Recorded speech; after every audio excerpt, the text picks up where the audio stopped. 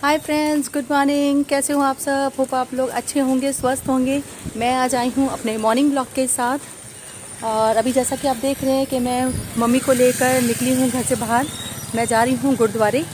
Actually मेरी चाची जी का देहांत हो गया है, तो आज उनका चौथा है, इसलिए मैं मम्मी को लेकर जा रही हूँ आज उनके चौथे पे। और गर्मी बहुत ज़्यादा तेज़ है। देखिए सूरज देवता कैसे ऊपर चमक रहे हैं। गर्मी तो बहुत ज़्यादा पड़ रही है कलकत्ता में। और मैंने छाता लेना नहीं लिया क्योंकि छाता लेके जाना पता नहीं, मुझे समझ नहीं आ रहा था, इसलिए मैंने छाता आज लिया नहीं है। और अब धूप के मज़े ले रही हूँ मैं। खैर मैंने वाइट पहना हुआ है तो इसलिए थोड़ा ठंडा ठंडा लग रहा है मुझे, कूल कूल लग रहा है इन कपड़ों में। कहते हैं ना गर्मियों में जितने लाइट कपड़े पहने जाएँ उतना आपको अच्छा लगता है, ठंडक महसूस होती है। स्टेशन जा रहे हैं और वहाँ से हम ट्रेन में जाएंगे और हावड़ा गुरुद्वारा हमें जाना है। तो फिर चलिए आप भी साथ में। हम लोग टोटो में बैठ चुके हैं स्टेशन जाने के लिए, क्योंकि स्टेशन हमारे घर से थोड़ी दूर पे है और धूप इतनी ज़्यादा तेज़ है जिसकी वजह से बिल्कुल भी और पैदल चलना नहीं चाह रहा था। और मैं छाता भी लेकर नहीं आई थी, तो फिर टोटो हमने ले लिया। बस हम स्टेशन पहुँचेंगे। स्टेशन पहुंच चुकी हूँ मैं। और बाप रे, सीढ़ियाँ चढ़ना बड़ा आजकल आफत हो जाती है क्योंकि हम लोग लिफ्ट यूज़ करते हैं, इसलिए बहुत दिक्कत हो गई है सीढ़ियाँ चढ़ना। और यहाँ उतरने में कोई दिक्कत नहीं है, उतर गई आराम से। तो ये है हिंदू स्टेशन। मैं जा रही हूँ लेडीज़ डिपार्टमेंट का, जहाँ डब्बा रुकेगा वहाँ पर।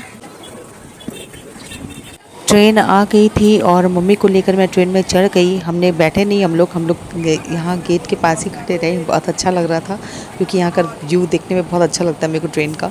तो बस हम लोग अब जा रहे हैं, हावड़ा पहुँचेंगे और उसके बाद जाएंगे सीधा वहाँ से गुरुद्वारे। हम लोग हावड़ा पहुंच गए हैं और ये है हावड़ा स्टेशन। आप देख सकते हैं कि यहाँ कितना ज़्यादा रश है। असल में ये 2 ट्रेन एक साथ आई तो बहुत ज़्यादा रश हो गया पैसेंजर्स का।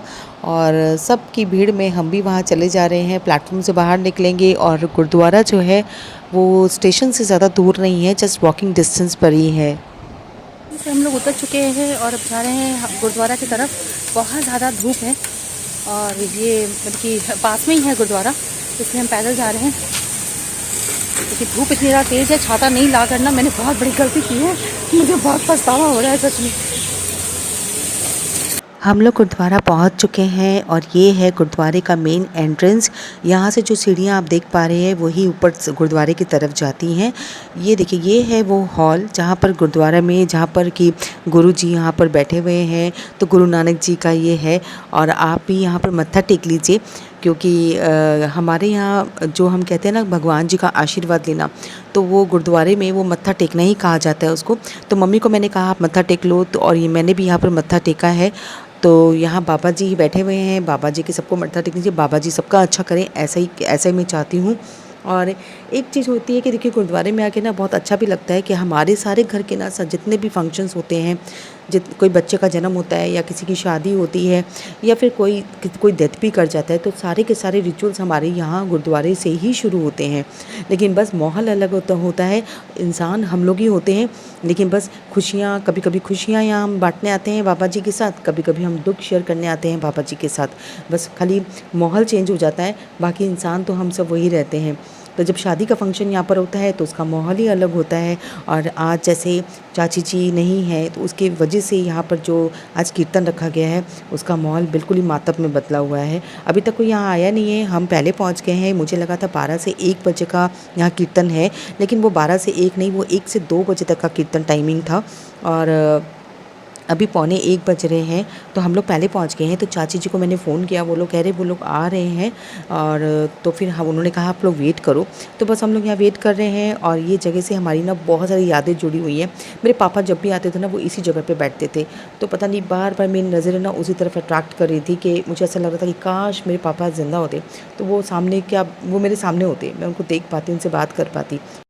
यहाँ मम्मी और मैं, हम दोनों जन यहाँ बैठे हुए हैं। और जैसा कि आप देख रही कि मैंने सिर पे ओढ़ना लिया हुआ है क्योंकि गुरुद्वारे में नियम होता है कि आप जब भी यहाँ दर्शन करने के लिए आते हैं आपको सिर में चुन्नी लेके आना होता है।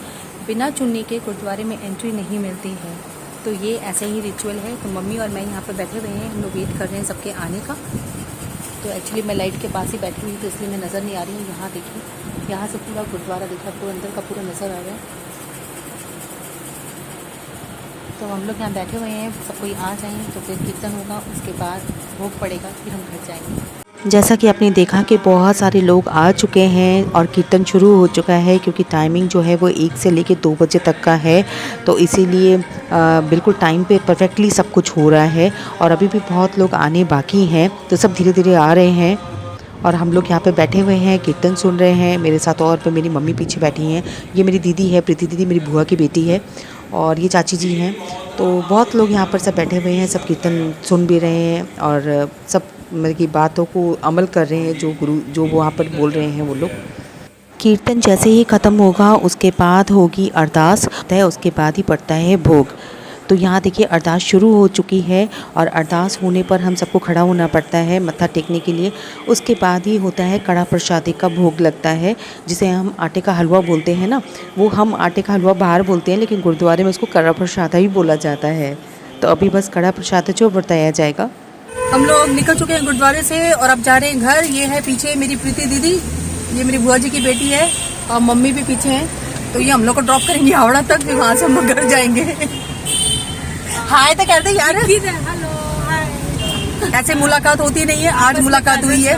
पर बस अब ऐसा मुलाकात नहीं करनी है, करना है तो सबके घर जाके मुलाकात करना है, आपस में बॉन्डिंग रखनी है, ना कि कोई यहाँ से चला जाए, दुनिया छोड़ के चला जाए तब जाना है, ऐसा नहीं करना। बिल्कुल बहुत हार्ट टचिंग लगता है ये सब चीज़, बहुत मतलब कि अंदर से आदमी को ना हिला के रख देता है।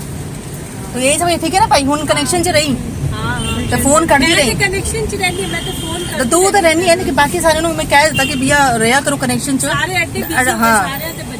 कोई किसी च लगे।